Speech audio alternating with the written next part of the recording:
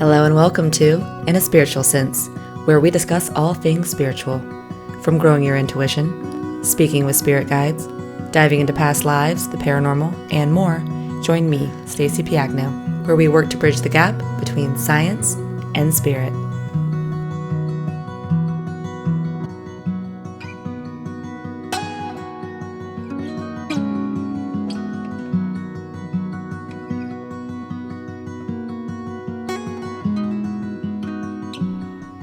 Hello and welcome back to In a Spiritual Sense. I'm your host, Stacey Piagno, and today we're going to be diving into a topic that I know you have all been dying to hear more about, astrology.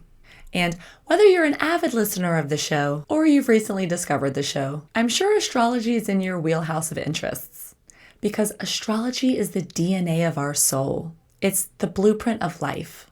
And its existence and teachings have left a fascination throughout various cultures and timelines in history.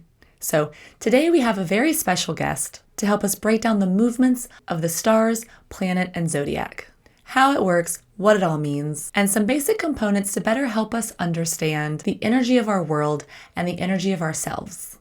And if this is a topic you're really interested in, I might recommend you pause and go grab a notepad because we're about to dive in deep and break everything down. First, however, we must introduce our special guest, evolutionary astrologer, spiritual guide, and Star Nation oracle, Sibyl Star. Hi, Sibyl. Welcome to the show. Well, hi, Stacey. Thank you for having me. Well, I want to thank you so much for coming on. I absolutely love astrology, and I know my listeners are really into it as well. So I want to thank you for coming to teach us some basics so we can start to better learn and understand not only, this world, but also ourselves and how everything is connected. So I'm looking forward to it. Sounds great. Also, I don't know if you noticed, but I'm wearing my special star shirt for you, Ooh, star, and an honor okay, conversation. great. All right. Well, I would love for you to just start us off and give us a little bit of background on you and Okay. how you first got started with astrology. Hey, great. Well, since you shared about your shirt, I'm going to share about the image behind me. Yes. My virtual reality, this is the most recent image from the James Webb Telescope of the galactic center, which is the most powerful point in our whole galaxy. So that's It's where we're sitting beautiful. today. All right. I love All it. right. So about me. Um, well, I always love to tell people the story of how I really got interested in astrology. I was a 12-year-old schoolgirl in Catholic school. Things were not going well.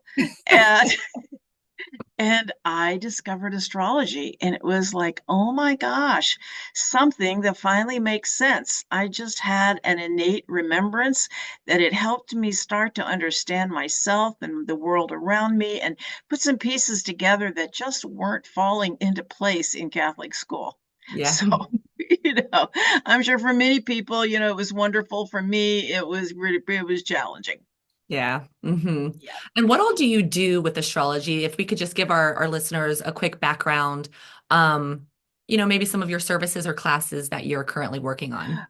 So the services I offer right now, I offer readings and I do many kinds of readings. I do natal charts, I do updates, I do children's readings, relationship readings, astrocartography, which is astrology of place. A lot of people, when they're moving, they like to use it to either help them find a place to live or understand where they're moving to, kind of what's happening there. And then my most recent edition, which is I'm really loving, is called Galactic Astrology. And another word for this would be starseed astrology. Really helps us find our own starseed.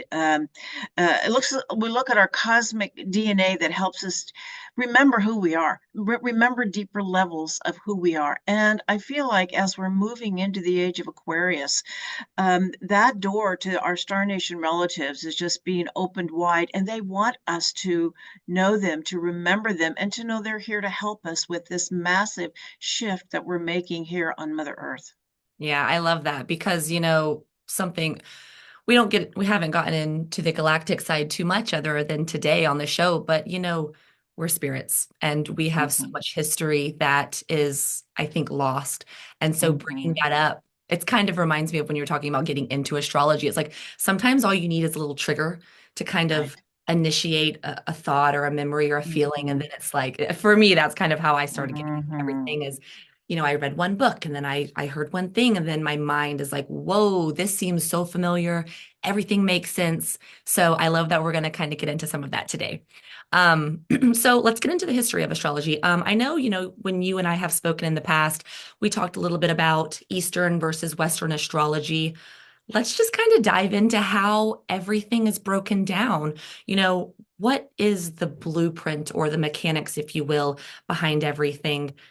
Because what's interesting to me is with astrology, it's like every single culture, it seems, has at least some sort of relationship with astrology. So I would love for you to get into a little bit of the history or background of astrology itself, which of course may prompt us to go into the more galactic side of things, which I know you're loving and interested in. But to the best of your ability, can you explain and help us understand a bit about how astrology and or the zodiac came into people's awareness and what is its purpose? All right. Um, well, that's a big topic, It but is. I'll condense it into something helpful. Yeah. Okay. So I believe, and I've been doing astrology. Like I said, I discovered it when I was 12, and I've actually been doing reading charts professionally now for about 25 years, but always had a love of astrology in that time. And I'm just going to say that my understanding of astrology has evolved. Mm. Needless to say, the deeper I get into it, the more I understand. Well, it's one of those things, the more you know, the more you find out you don't know. Yes. It's like it's never ending. It keeps expanding because it's consciousness. And to me, astrology is light language. And I have seen light codes, and I feel like the astrological symbols are light codes. They are light codes that activate different aspects of our psyche, of our consciousness, and our soul remembrance. It's really about remembrance, remembering who we are. And Mhm. I used to say it helped us discover who we are. And that's true on one level, but I think as we get deeper, it's more about remembering. It's Mhm. about remembering our own true divine nature and what our soul has kind of set up for us for our own soul growth. Well, first, let me go back to where I believe it came from. Then Yes. I'll continue with this. So Perfect. where I believe it came from is Atlantis. And some of the star nations that were deeply involved in the creation of Atlantis, such as Arcturus and Sirius, they had what they called Syrian mystery schools, Mhm. where many of this cosmic knowledge, this cosmic wisdom was taught.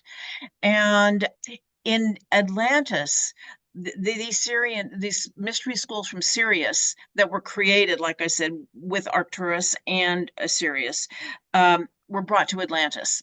And I Mhm. believe astrology was part of that. And as they say, one of the deepest hermetic principles is as above, so below. Yeah. And people have always looked to the stars for guidance, and the movement of the stars the movement of the planets among the stars, their dance they were doing. Maybe an old term would be the gods speaking to them, Mhm. but it's more creation speaking to them, and that we live in a speaking world, a speaking universe, Yeah. and learning to understand what it is saying. And astrology to me is a science and an art. It's more of an art than a science, but you do need to kind of start with the basics that are really, the structure. It's kind of like the cauldron, the structure that holds a place for magic to happen. Mhm. And Yeah. so, yeah, and so the mechanics of astrology are significant, but what's more important is after you learn the mechanics is to open your psyche, your consciousness, and have a direct relationship with these energies that are living. Yeah, absolutely. And like something that we talk a lot on the show is how to build our intuition. And it reminds me of what you said. It's kind of like I love to get into the science of how energy works, more so in the physical world, but the spiritual side of the physical world, How do things move? How do things connect?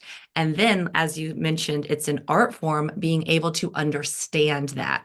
So Yeah, we talk a lot about that on the show as far as personally building our intuition and how can we read the energy. And what I love that we're going to get into today is it's the same concept, it's just with the macros. How can we read these relationships to gain information? So I love that you brought up a bit of the science as well as the spirit, because that's what life is, right? Um, exactly. you mentioned light codes a minute ago. Can you explain a little bit about what a light code is and how you mentioned that you see them or read them? Can you go into that just for a quick minute to explain that a little bit better? Light codes is it's an energetic language, Hmm. and you could think of, let's say, like hieroglyphs. Okay. They would be a version to me of light language because it's not an alphabet. It Yes. is you look at it, you kind of understand it in your heart. Hmm. Yeah, that's kind of what it is. And when you can feel the energy of the planet by looking at the symbol. Okay. Yeah, absolutely. That makes sense. So it's Yeah. like it's an energetic form of language is basically It's what an it. energetic form of language. Let's just say, Okay. just for example, we would use the moon. Mhm. Everybody has their own emotional connection, their physical, their an understanding within themselves when you see the moon. Yeah, absolutely. All right, so let's get into a bit of the science behind it first, and then we'll kind of go into Okay. some more. Let's get into a little bit about the differences between like Eastern and Western, the view of astrology with the Eastern world and the Western world, and then we can, if it prompts itself, how are the zodiac zones broken into sections? Whatever Okay. you, let's tie Yeah. it together. Okay. All right. So yeah. So the difference is Western astrology, which is what I do. Mhm. It's really more about our relationship with the sun.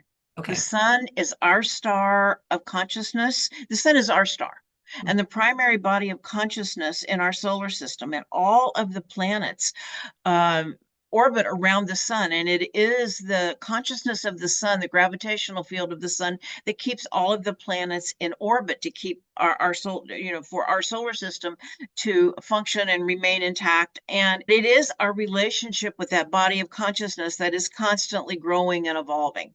Mhm. And the zodiac is the path that the sun appears to take around the earth. It's from our geocentric perspective, from Okay. our perspective of how it appears to us.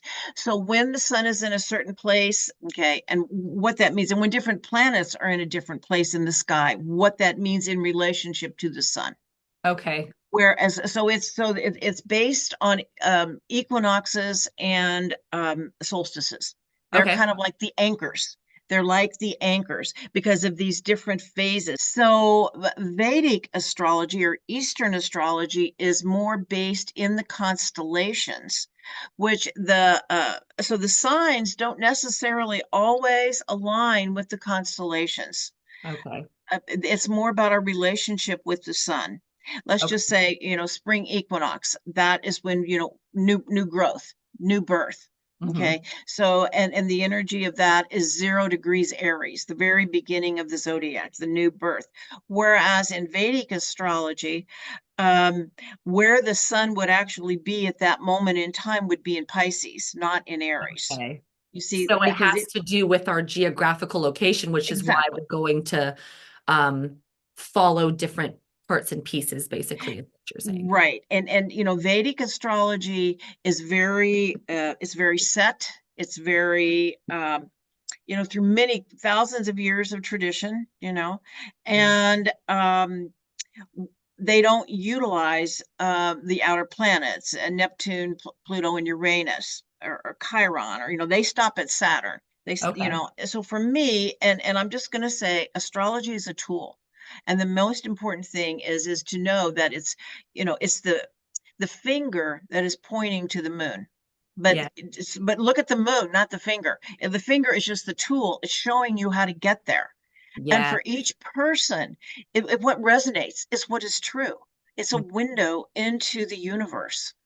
And so Vedic astrology is just as valid as Western, and Western is they're just two different ways of perceiving the world, interpreting the world, understanding the world. And but that is the difference, is that this, when the sun is aligned, let's say at 20 degrees of Pisces in Vedic astrology, it is aligned with that constellation. When it's at 20 degrees of Pisces in Western astrology, it's this relationship with the sun. Okay. Yeah. It's getting ready to come up on the spring equinox. Okay. I love that Yeah. you mentioned it's a tool because I think with our very physical minds, it's like, no, this is the right way. No, this is the wrong way. And we do that with everything. We do it with Mhm. religions. We do it within spirituality. And I love that it's okay to use different tools, different ways, however it works for you. At the end of the day, we're trying to connect with, like you said, the moon or the meaning or whatever that thing is. We're trying to connect with Mhm. the source, right? So I think that's really important for people to understand. I know we talk about it a lot on the show with other things, but that makes a lot of sense. It's we're different parts of the world. We're going to see it and use it differently, but essentially we're getting the same information. So I love Right. that you brought that up. So let's get into how are the zodiac zones broken down? We'll do it from the Western point of view, even though that might be the same. How is the sky segmented? It's segmented in 360 degrees at 30 degrees per sign. Okay, let's maybe start with like the sun and the moon. Um, Okay. I know like when people are trying to read their personal charts, the big three topics that we always hear about are the sun, the moon, and your rising. Would Hmm. you agree that those are three good starting places for people to personally connect with their chart and their energy? Maybe we can get into that and then we can bring in the planets after that. Okay, great. Yeah. So the sun, the moon, and the ascendant. Yes, when you're first starting, those are absolutely the place to start.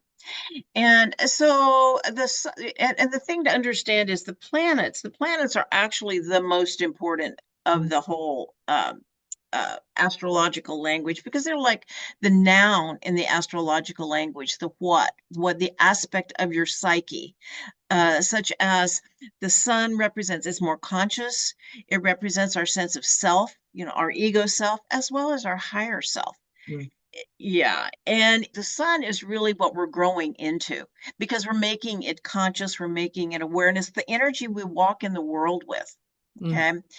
The sun is also just like in our solar system. Everything in our solar system is made of photons of the sun. mm, And so it's the life-giving force, it's spirit. And so it is the life force, the vitality. When you feel fully vital and engaged in life, you feel sunny. And actually, going outside in the sun really stimulates and grows your own life force. mm. You know, and Absolutely. so it's vitality, it's life force, and it is the part of us that goes back to Creator when we die, when Mm, we shed these bodies. okay, I love The that. the moon is more like the soul. It represents the emotional body, and in it is contained, they say, in the emotional body is contained all of the memories of the soul encapsulated in emotional form. It's the part of us that actually goes from lifetime to lifetime, that has these memories stored into our emotional body.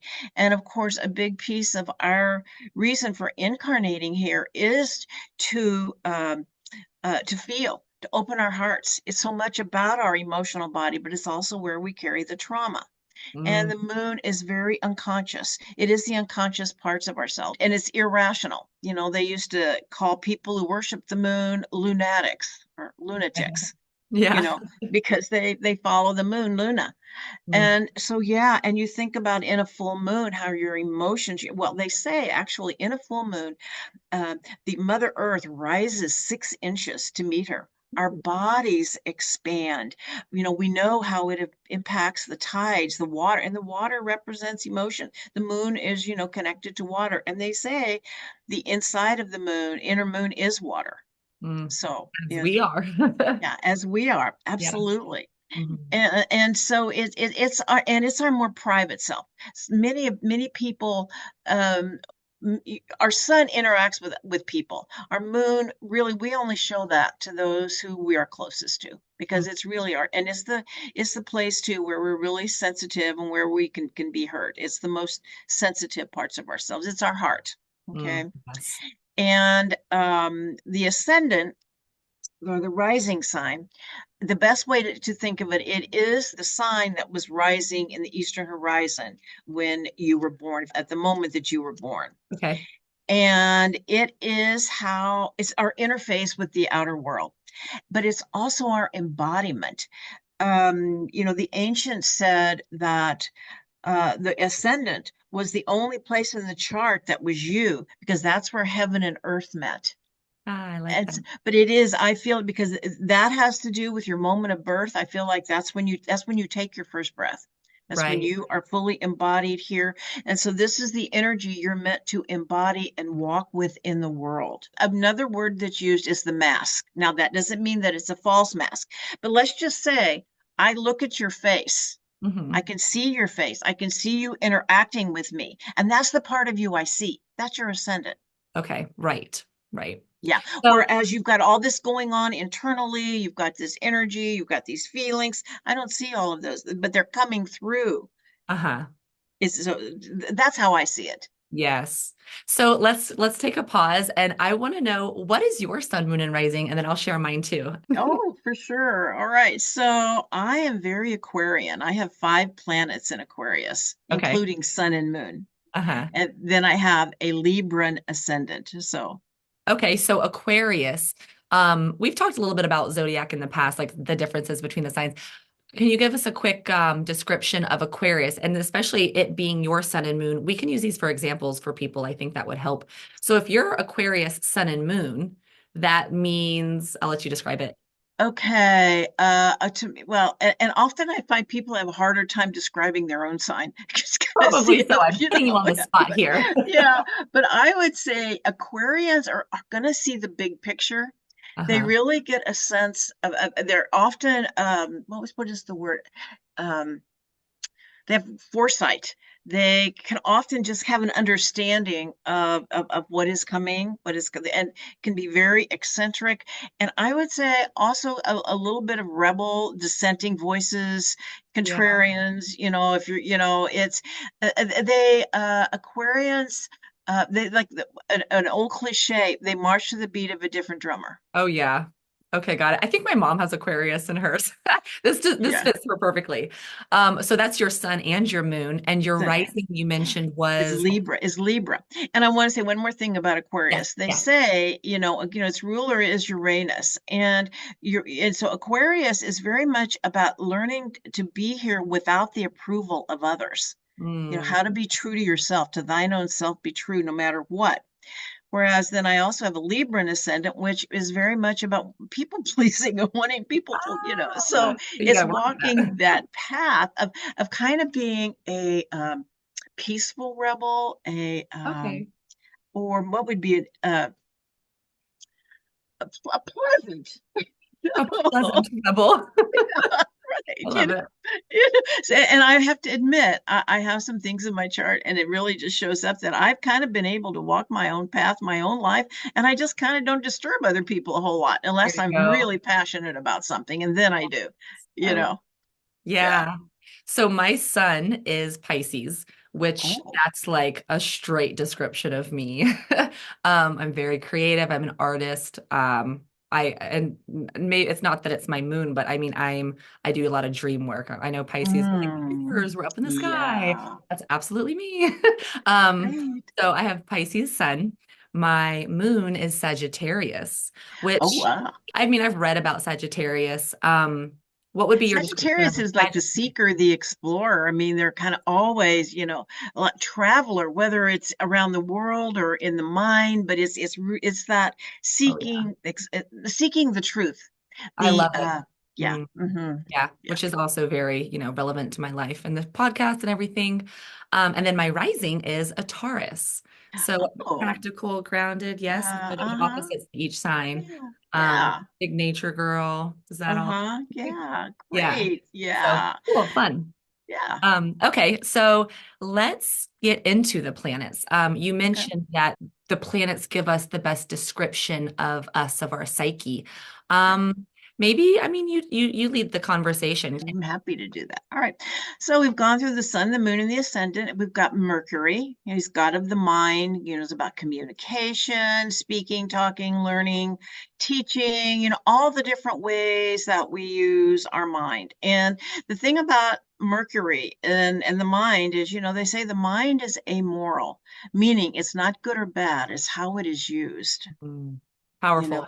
you can have very brilliant people that have very evil intentions or very wonderful intentions. It doesn't matter, Yeah. Yes. Yeah. So that is Mercury. Venus, of course, is goddess of love, and she has to do with emotionally bonded relationships with others, but actually about self-love. And in Taurus, that would be the main one of the main teachings of Taurus is self-love, because Venus is about love, but the love starts with ourselves, the love of our bodies, and the fact they were given to us by Mother Earth. But it is about our relationships with ourselves, with others, beauty, creativity, harmony, serenity. Venus likes to get along, and she is the ruler of Taurus, and she's also the ruler of Libra. Oh, and I should have said Mercury is the ruler of what? Gemini and Virgo. And we'll get to that. Because they're But very anyway, yeah. beautiful. So yeah. So, for those who may not be aware of the terminology, when you say that the planet is the ruler of a sign, can you explain what that means? It means it's associated with, they share a similar energy. Okay. It's kind of old language, and yet it's language that really works, because when you're really learning astrology, when you learn the planet sign correlations, it helps you have a deeper understanding. And Oh. and yeah. It's like So their yeah, so personalities, right? Like the planets yeah. are alive themselves. Yeah, They are that's people. right. Like that's how I kind of like. That's right. That's right. Yeah. So the planet is like the noun, like the aspect of the personality, and the sign is really how it expresses itself in the world. Okay, perfect. Mercury is the mind, Venus is love, self-love, and love of others. Okay. Okay. Um, Mars, he's the god of war. But what he's really about, he's action. It's where you take action, and where you stand up for yourself. It's really, one side of the most important side of a warrior is a protector, and that's really the highest level of the way Mars can work. Well, one of the highest ways. Mhm. Mars, a warrior is not always aggressive. It's where we take action. Okay, what I want to say, Mars brings up conflict. Is what I want to say, Mhm. because Venus wants, they're lovers. Mars and Venus were lovers. And Venus wants all beauty and all harmony, but conflict comes up, and so Mars is where we have to deal with that conflict to come back into harmony.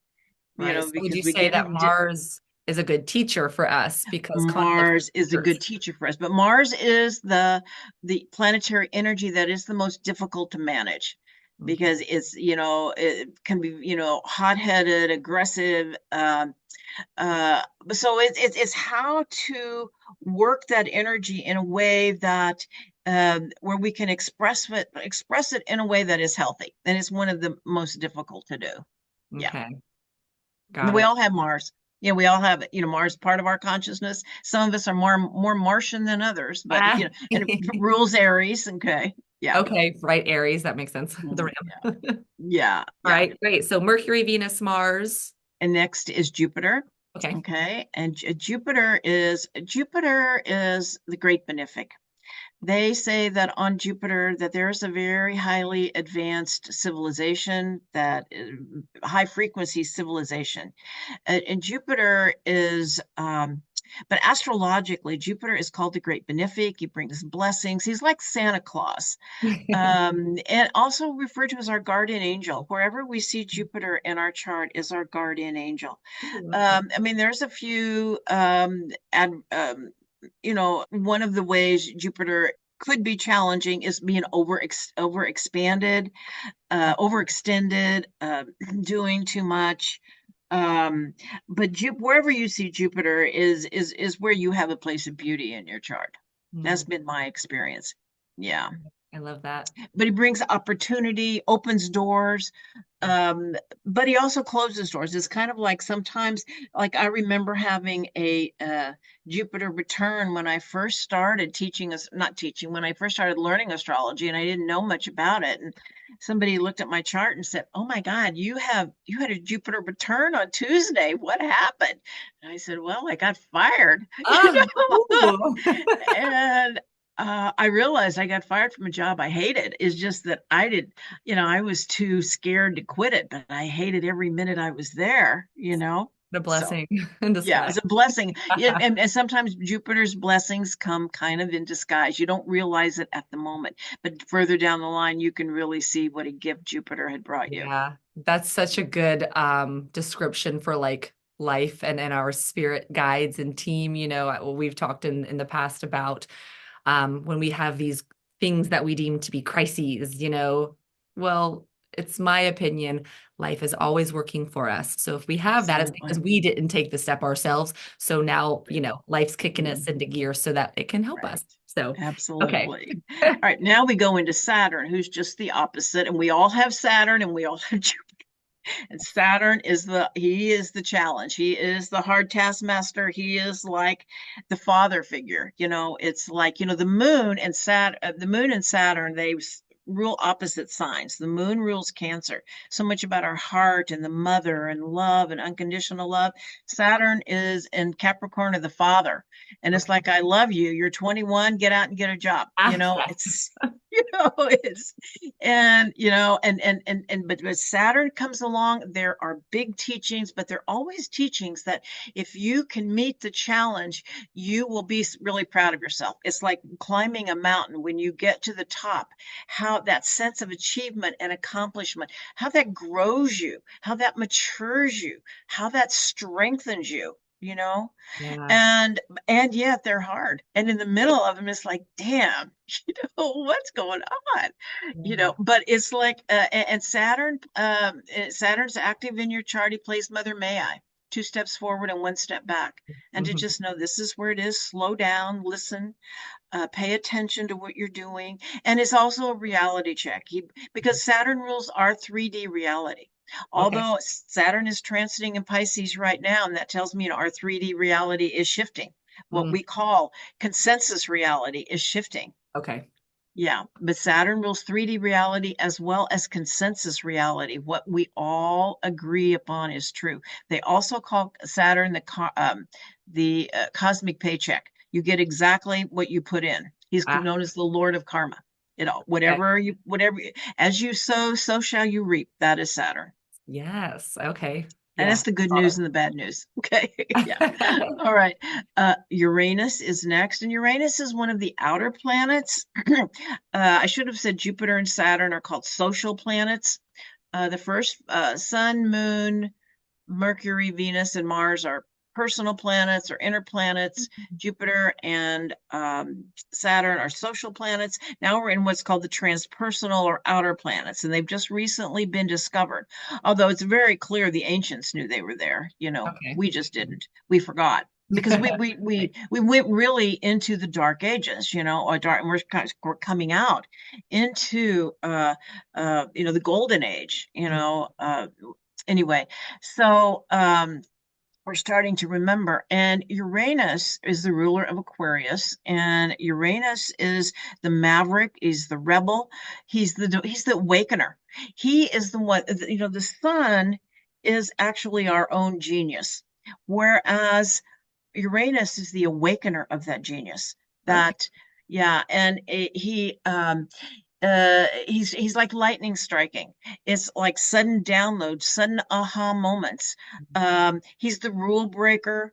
Or Saturn makes the rules, Uranus breaks the rules. That's kind of the way they roll. Yeah. you know. And but Uranus is and like all of the planets, they all pretty much, they rotate in the same way. Whereas Uranus, he rotates in an opposite direction. And I wish I think the planets rotate actually I can't remember. I think they rotate clockwise, but Uranus rotates counter. That's the other way around. I can't remember. But Okay. anyway, Makes rotates in a different direction and on its side. Wow, that's funny. Does everything differently, and he's known as the divine mind. Okay. He's like where you get those, and let's just say a lot of inventors, a lot of people that are able to, would you say, get those downloads from spirit of these new ways of propelling us forward in some way and growing through the mind, have Uranus strong in their Okay. charts. Yeah. Strong meaning they have, and we're going to get into the houses in a minute because I have a feeling that's what we're about to kind of get into. But strong meaning they have a lot of Uranus in different areas of their chart, What they or would maybe have Uranus conjunct the sun. Let's just say, what degree is your sun? I don't know. I should have printed it out, and That's all we right. might have to go log on and find it anyways. But I don't remember. Okay, so I'll just use an example. Okay, Okay. just say you have a 5-degree Cancer sun, and Uranus at the moment you were born was at 4 degrees of Cancer. Hmm. That would be what I would call very strong. If you have this Close. tight conjunction or opposition, or just however it's showing up in your chart, and also where it shows up in the houses, there's many different ways to determine the strength. Okay. Um, but that would be one. Conjunctions are some of the most important. Conjunction means they're co-joined. They're Okay. right there. They've merged together. That energy is merged. Okay. Okay. Got it. Yeah. And so, yeah, so Uranian people often break the rules. They're out there doing some of the wildest stuff, because they're catalysts for change. Okay. And there's the other catalyst for change. Neptune is the next planet, and Neptune is called the divine heart. Neptune's about unconditional love.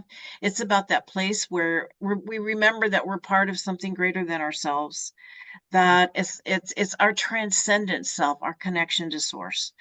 And it's very magical, very mystical. It's the ruler of Pisces, and their energies are very similar. It's one of the most Venus and Neptune have the most to do with creativity, and I would say and Leo's the other one. Those three, um, the Sun, um, but a lot of channeled beauty in art. Let's just say I mean, not often, I believe that some of the beautiful music of classical music, like of Mozart, Yeah. of Bach, of all of they were channeling, and it would have been very Neptunian. That to me, that's very Neptunian, Yeah. especially sound healing, music, vibration, all of that. But so, and Neptune is also has to do with the realm of the fairies. I mean, and that's kind of the good news and the bad news. Not that long ago, people would still believe children were taken by the fairies, or it was known that people would step into the land of fairy and get lost. And Mhm. Neptune can do that too. It's hard to determine what is real and what is not, because Okay. it's kind of walking in that liminal space in this world. But so it's hard to know. You can get lost. And when you have Neptune strong, I have Neptune on my ascendant, conjunct my ascendant, and that would be a strong place. Okay. Sometimes it's hard to know who you are. It's kind of like, because the boundaries are so Yeah. Blur. nebulous. Yeah. Hmm. Yeah. All right. And then there's Pluto, god of death and rebirth, death, transformation, and rebirth. Pluto is about evolution. He says evolve or die. Okay.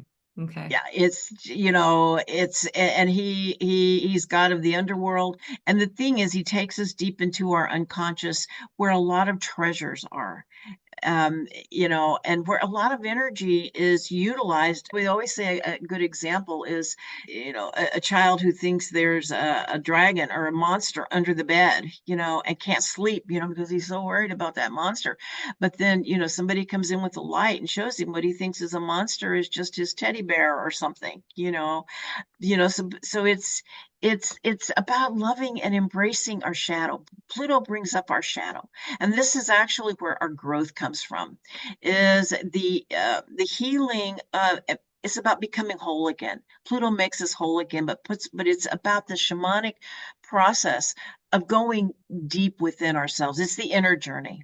Yeah, and looking at those shadows and Right. transmuting them to something greater, by giving Exactly. love to them, right? Seeing them. Exactly. Yeah, I love Yeah. that. And in our age, so many people want to be in Neptune space, which is wonderful, but you can get lost there unless you also have Pluto.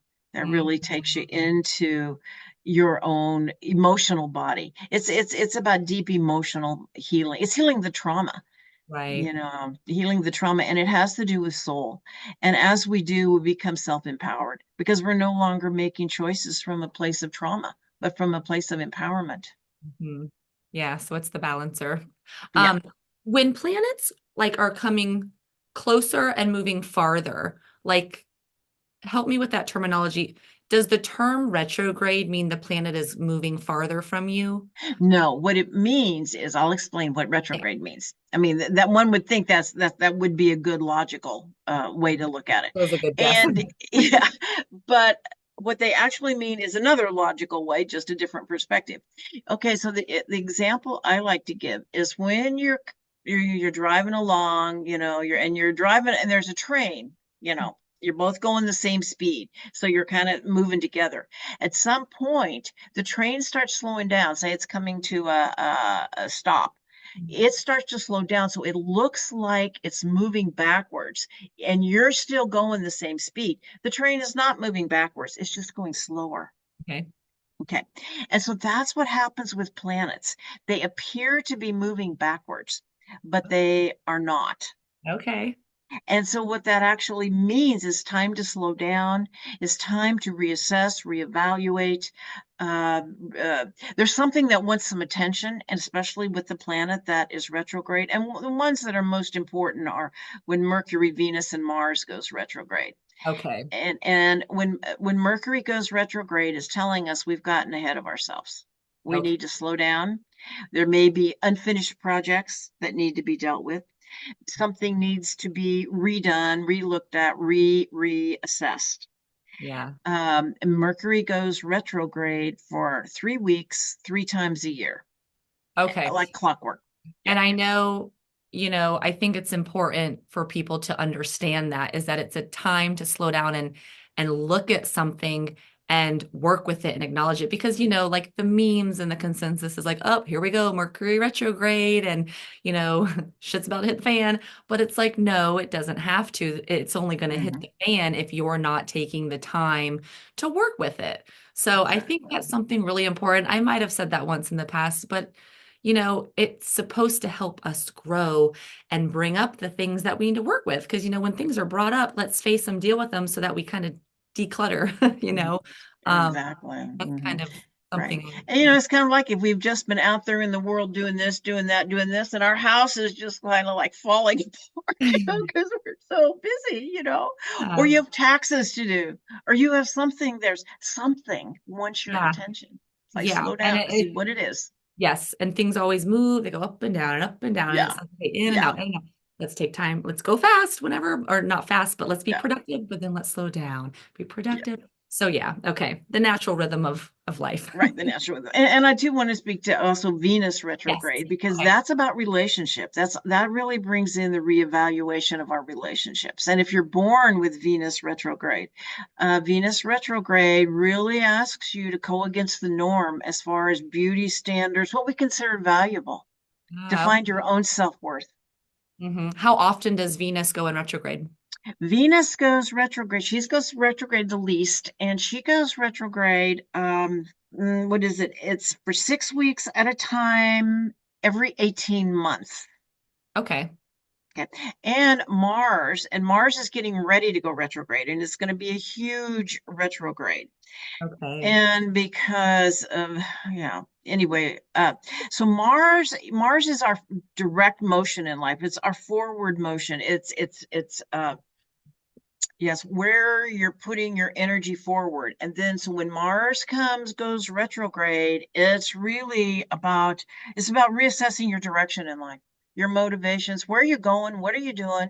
Is this really where you want to be? Was Mars the And planet that you said it's like taking two steps forward and one back? no, that's Saturn. That was Saturn. Okay, That was okay. Saturn. Yeah. Yeah. Mars wants to go full stream ahead, full steam ahead all the time, too. And when Mars is retrograde, it's like it's like choices we make to move forward really need to go inward first. It's Mhm. really not a time of, often Mars is Mars just kind of jumps in and does what needs to be done. Okay. But now it's saying, really think about this. Think before you act. How Yeah. long does Mars go in retrograde? Mars is retrograde for 2 months approximately every 2 years. And Okay. Mars is getting ready to go retrograde in well, not 2 months, it's longer than no, it is. It's 2 months. Mars is getting ready to go retrograde in December. It's a Okay. super big retrograde. Yeah. So when this comes out, guys, in December, give yourselves 2 months to think before you act. Yes. And know that when Mars goes direct again, you might find yourself in a whole different path. Yeah. Um, okay, so let's get into the houses. The houses to me, I have not learned a lot about. Can you give us like a basic Sure. teaching of how that works and how it Right. integrates? Yeah. Okay. So, just kind of the basic astrological sentence is the noun is the planet, the what. The sign is more like the adjective. It describes how we express that energy, how that is colored. Like, your sun, your basic sense of self is colored by Pisces. It comes in through a Pisces filter. Okay. Okay. Yeah. Yes. And the houses are like the where. They're the stage upon which the drama of your life takes place. Okay, I like that. Yeah. And so much of my energy is in the fourth house, which is the house of home, family, but it's more than that. It's called the house of the soul. There's a lot of internal processes. It's a house that takes you deep into yourself. It's a house of deep reflection and self-understanding, but Okay. it's also a house of family and, all of that. And so having all the Aquarius that I have there indicates that I would have a very unusual family, and which, and I do, and it's all, very, and so that's what kind of triggered me into a deep study of who I am because things were so strange at my house. Let's just say someone who had a ninth house. The ninth house is the Sagittarius house, and it has to do with the expansion of consciousness. If you have a lot of energy there, you really come in to expand your consciousness through, let's to travel through theology, philosophy, through, or it could be inner journeys. It could be someone who's like a shamanic journeyer. You Yeah. know, so however, wherever it takes you, those are the houses. And the thing is, we have planets where you have the most, let's just say where you have the most planetary energies is where, let's say, the majority, not majority, but a big portion of the like I said, the stage of your life takes place. But every house is activated at different times and in different ways. So everything is activated. Some people come and they don't have anything in the relationship house, the seventh house, seventh or eighth.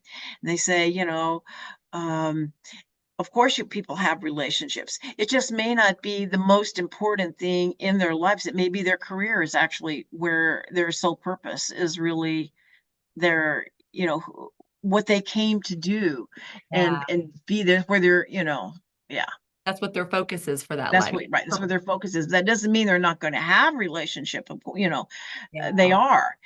And some people relationship, like I have a really dear friend, and her focus of life is everything is pointing to relationship, and she says that's what she feels like her soul mission is, that she is a friend there. Her friends mean everything to her, and she Yeah. will sit and listen and counsel and just be there for every friend she has. It's really Yeah. her soul calling.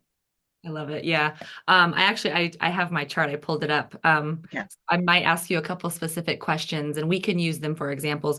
Before we do Okay. that, can you just go through like there's 12 houses? Yes. Right. Hmm. Okay. Can you just give us like a key word for each house? Sure. Like, yeah, Sure. let's do that Okay. first. All right. So the first house is about self. It really is about self-discovery and expressing yourself in the world. Okay.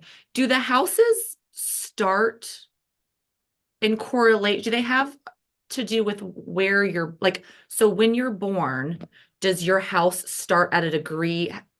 Does Right. Everything is determined by the time, where the place and time of birth, as far as the okay. actual birth chart. When Okay, you so look at that, my birth chart when I'm born, this is going to start my first house, and then we go Ex around. exactly right. Yeah. The ascendant, the ascendant is starts the whole Okay. uh yeah. So would it be fair to Yeah. say that the ascendant is your first house? Because that's what mine The is. ascendant is on the what we call the cusp of your first house. It begins your first house. The cusp Okay, is the beginning. The perfect. ascendant begins your first house, right? Yeah, it's where you kind of like where you step into this life. Okay, perfect. So Yeah, one is our self. right. Pushing yourself out there. Well, I'm here. Hey, look at me. I'm here. Okay, And that's your journey. perfect. Yeah. You got planets there. The second house is more about stabilizing, and it has to do with value. They call it. It's one of the work houses. They call it the house of money, but it's really more about what we value in the world. Okay, Okay. the third house is the house of Mercury, how we use our mind, learning, teaching, speaking, all of those different ways. And it's also the house of siblings. Okay. um, the fourth house is the house of home, family, mother, father. It could be either. They say the most dominant parent, but I think it's mother. Okay. And but also too, it's those deep levels of self, who you are beyond that family. Hmm.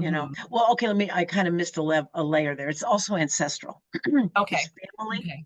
it's ancestral, but then it's also your spiritual heritage. Maybe that's a better way to say it. Your psycho-spiritual heritage, and they're your deep levels of understanding. It's the very bottom of the chart. It's the soul. They also say it's where the soul enters and leaves the body. Okay. It's in the fourth house. The, Okay. the fifth house is the house of children, artistic creativity, fun. It's the house of celebration, the different ways you celebrate life is Okay. the fifth house. But it also has to do with karmic relationships. You have energy there. You might be someone who ends up having a lot of different, not necessarily all romantic relationships, but you're tying up connections with people from past lives. If you have, Okay. yeah, Right. okay. Mhm. Sixth house is another one of the work houses. It's related to Virgo, and it's very much about you know practical real life. And it's your day-to-day life. And the sixth house and Virgo is very much about the god of small things. It's what we do each day in each moment that matters, that creates our world. And that's what the sixth house is about. It's about that everyday life. Mhm. Yeah, Okay. like, let's just say a deeply spiritual person is going to be connected to spirit every day, not just when they go to church. Right. Hmm. It's those choices we make.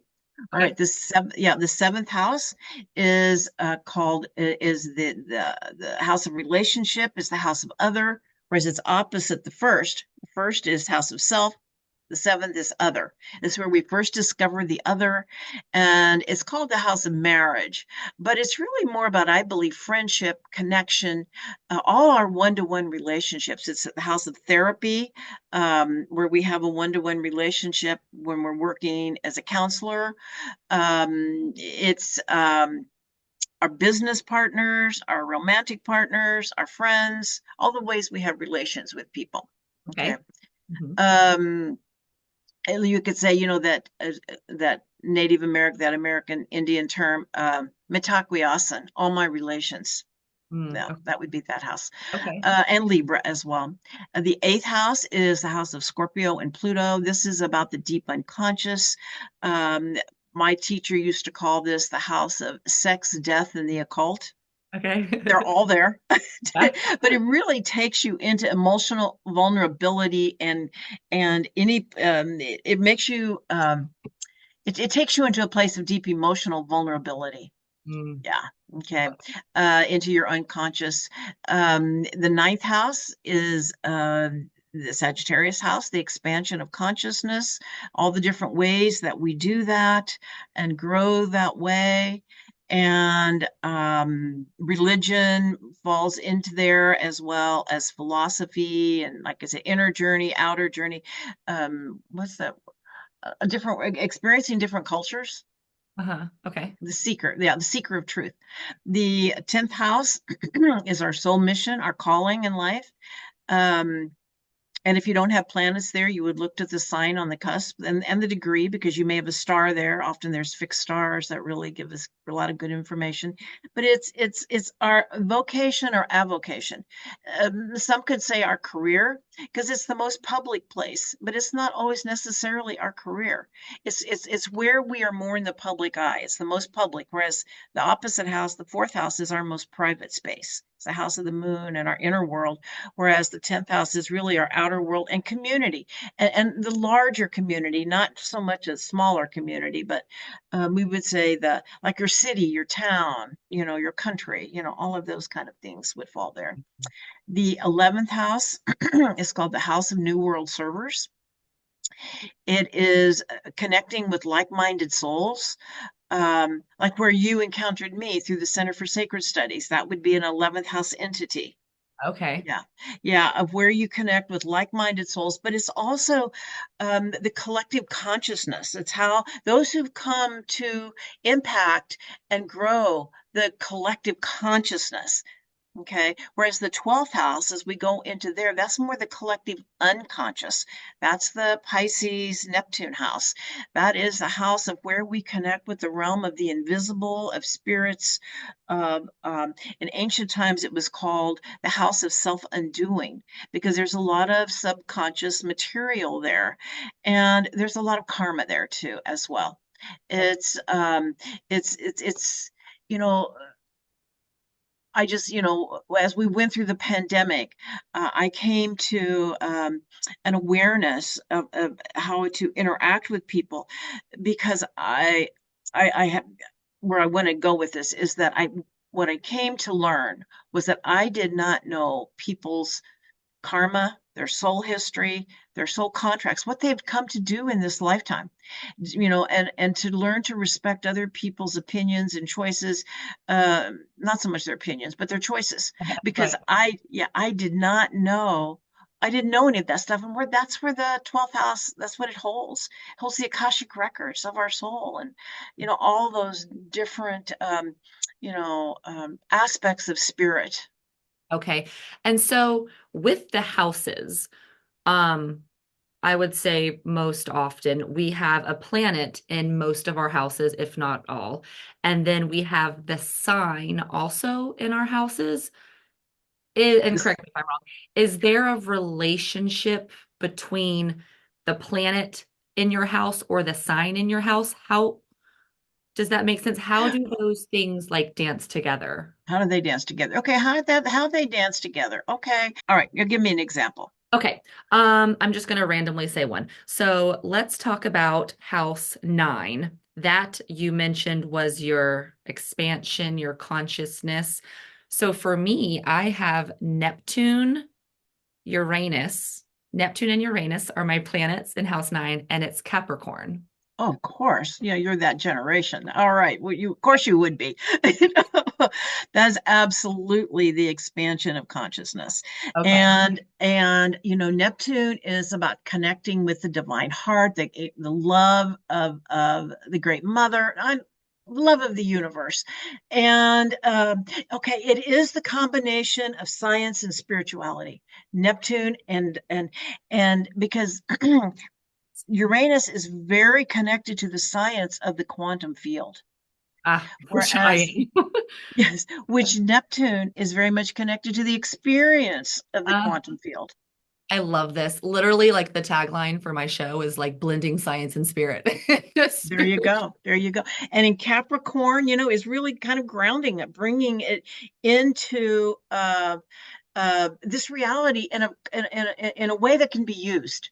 I love it. That's literally what I strive to do. And Capricorn is a lot about work, right? Like, Right. Capricorn is so work. Absolutely. It says, right. It's where your work is. Science and spirituality is your work. And in and you are expanding your consciousness, and you're also helping others expand their consciousness. Absolutely. love it. Perfect. So again, I want to make sure I answer this question. So the planets and the sign being in a house.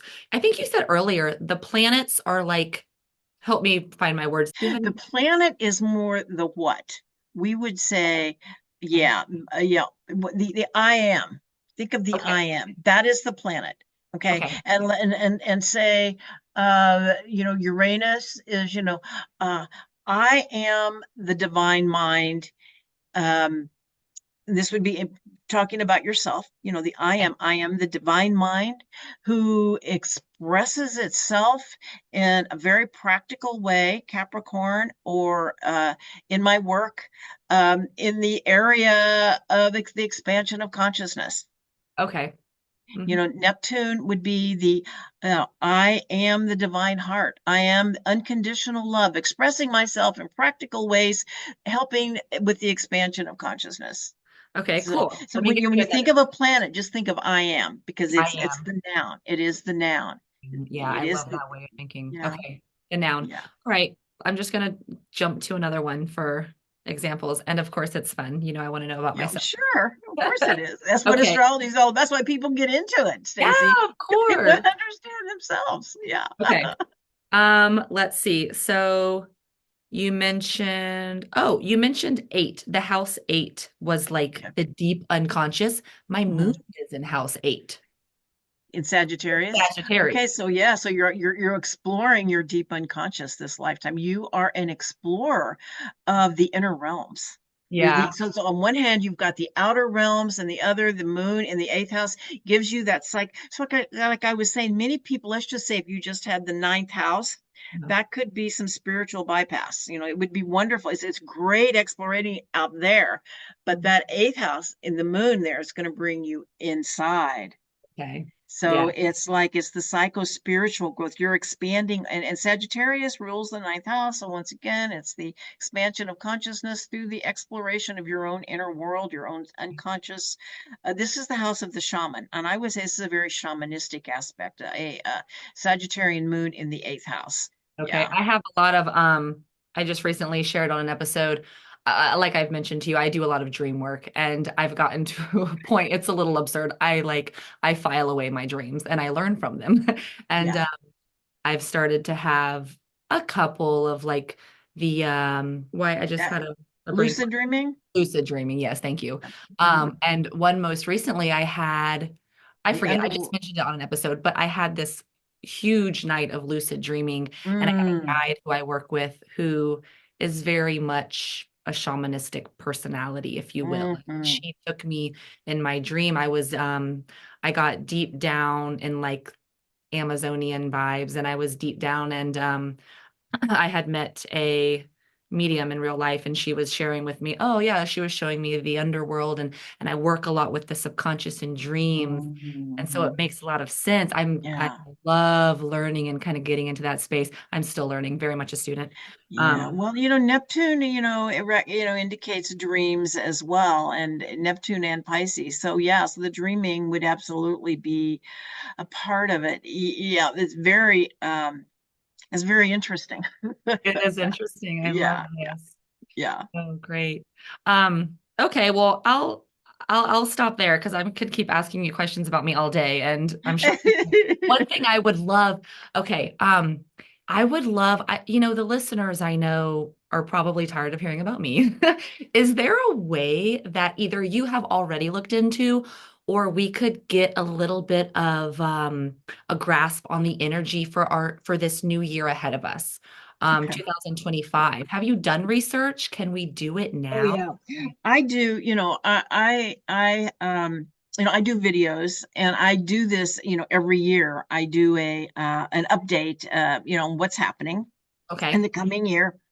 And of course I do, I just did my equinox video, we're not equinox, my eclipse video. We're Okay. getting ready to we're moving into some really super intense times, is what I want to I've say. heard, and I think a lot of Yeah, people, especially in the spiritual community, just because we're feelers, we can feel that coming as you can well. feel it for sure. You can feel it So coming. we have an eclipse coming up next Wednesday. Um, yeah, October 2nd. Okay. And it's an annular eclipse. It's what's called, it means it's got a ring of fire. And of course, an eclipse is when this is a solar eclipse, is when the moon moves in front of the sun. Mhm. And an annular occurs. Well, I don't need to go into all that. I'll just start telling you what I see is happening. So what's happening is, eclipses are harbingers of changing. They happen every 6 months. They move, they change signs, um, depending on many factors. But this one is at 10 degrees of Libra, and so really, what I want to go with this is in this 6 month eclipse cycle is a lot of turbulence. And what I'm seeing is we have the planet Mars. We've been talking about Mars. Mars is like a catalyst. Like, let's just say, you're cooking your chili. It's good, but it's not popping. You add a little cayenne, it pops. Mars is the popper. Okay. Okay. Yeah. And he's pure fire, and he's coming up into an opposition with Pluto, which is the god of death and rebirth, god of death, transformation, and rebirth. And what makes this, and this happens, it's not like it's unusual. What is unusual is that Mars goes retrograde, so he's going to stay within range of an opposition to Pluto for about 4 months. Okay. And and I'm going to say, I think things are going to start popping at the eclipse, and we're going to have about 6 months of a lot of volatility. Mars and Pluto together is volatile, is very volatile energy, very difficult to manage. It's volcanic. I think of it like the Tower card in the Tarot, if you're familiar with the Tower card. And it's because we are shifting into these higher frequencies. More light is coming in, and there is a whole lot of our paradigm that does not align with the new frequency and vibration coming in. And Pluto, okay, so when we are still in the midst of what is called our Pluto return here in the United States. So Okay. when the Declaration of Independence was signed back in 1776, Pluto was at 27 degrees of Capricorn. And Capricorn, has to do with the structures of our civilization that hold our civilization together. That's one of the meanings. Pluto is coming through here, death and rebirth. Okay. Okay, destruction and rebirth is happening. So there is, what I'm trying to say is, I feel like there's a lot of volatility, there's increased chaos. We're coming up on an election that we already know is volatile. Yeah. We've also got, we're dancing on the edge of war, a big war, Yeah. and so all of these things are happening. But I feel like what Spirit is saying is, in this Libra eclipse, Libra is very much about inner peace. It's very much about finding your center, staying balanced yourself, that, and recognizing that we are co-creating this world, and so our job, we can actually impact. When we're in coherence, we can bring this chaotic energy that is happening into more coherence, for our own experience. But to know that there is tremendous volatility, a lot of stuff can happen. The Mhm. key is for us to stay calm, be the calm in the storm. Yeah. And That's I it. think, And we're going to pass through it. And next year, there's some really big events happening. I feel like we're moving into hyperspeed with this shift, but we're going through a chaotic period. yeah. Yeah, it's the cleansing, I It's the keep thinking of the purification. job story when, Yeah, you didn't like the job, things aren't going great, so let's kick it into gear here. And yeah, I mean, yeah, change is never comfortable, right? But it's right, always constant. So it's right, how we deal with it, and I right. found that inner peace, as you were saying. Yeah, Um, or our edges are being pushed, because that's how we grow. yeah. We're being pushed out of our comfort zones. Yeah. And our comfort zone is really to come together in a coherent way to hold the space while these changes happen. Yeah. What would you say to people? It's like, I think it's like the talk in the spiritual world about, things are changing, things are shifting, we're going to have to go through this turbulence. What would you say to people who struggle with hearing that or who struggle with a perspective of finding inner peace? What advice would you give for them? What I would say, the place of inner peace is that place of inner truth.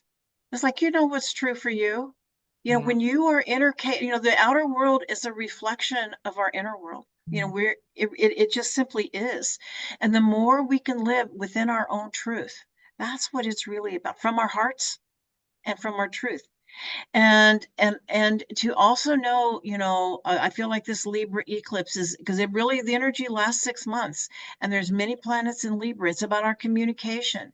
It's about kind, empathetic communication, being aware of what we are saying, that uh, um, and what we're holding in our hearts. Because what matters the most is, no matter what happens in the outer world, it is what is in our hearts that matter.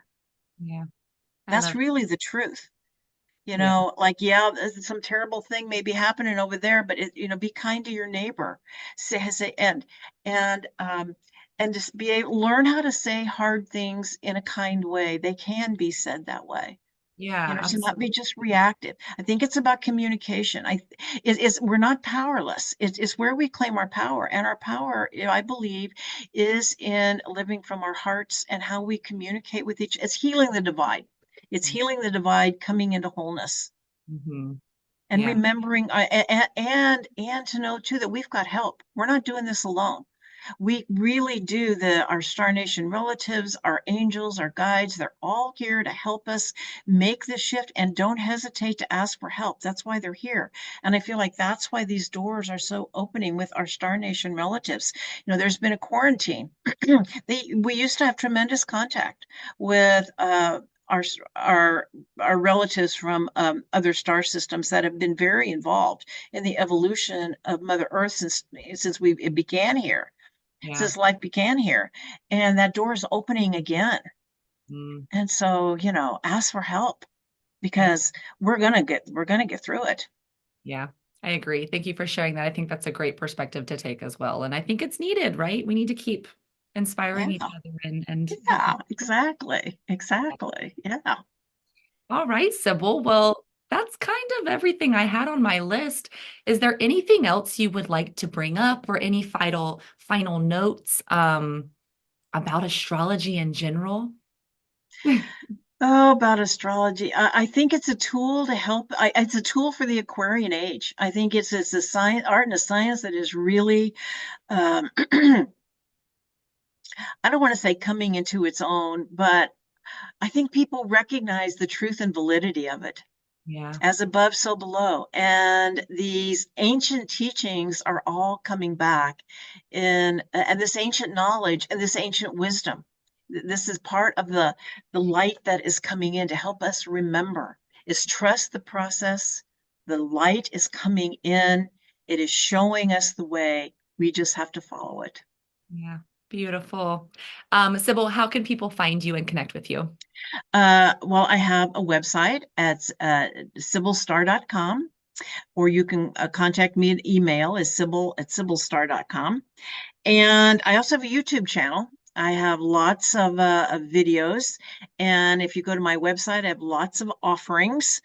And if you tell me that you saw me on Stacy's program, I will give you a discount. Awesome. Yeah, I've been to your website. You have a lot of great things there. And guys, I will put all of her links down below for you guys to click on and easily find. Oh, and I Um, want to say one more thing. On yes. my website, I have a page called Star Nation Gallery, and it's videos I've made about different star nations. I'm going to be posting some more. So just it's very basic, but it kind of gives you an introduction and a feel, because I feel like that's part of my soul mission. I is a soul nation genealogist. I love it. Sybil, I might have to have you back on to get into some more Star Nation stuff. Over the past year, I've kind of opened my mind to it. I've never learned or known a lot about the different Star Nations, but there's definitely some that speak to me. So we might have to have you back on. Let's talk a little bit about some of these. Okay, I that sounds love that great. that's like really one of your purposes. We're going to use Yeah, that. yeah, So, great, all right. great. Well, Sybil, thank you so much for coming on. I absolutely loved our conversation today. I think it's a great starting point for people to connect themselves. And guys, if you want to know more, go on to Sybil's website. Also, you and I met through the Sacred Studies, which is what is a monthly start. Sybil gives monthly readings. That's how I met you. And you actually gave me a reading. It's been a long time now.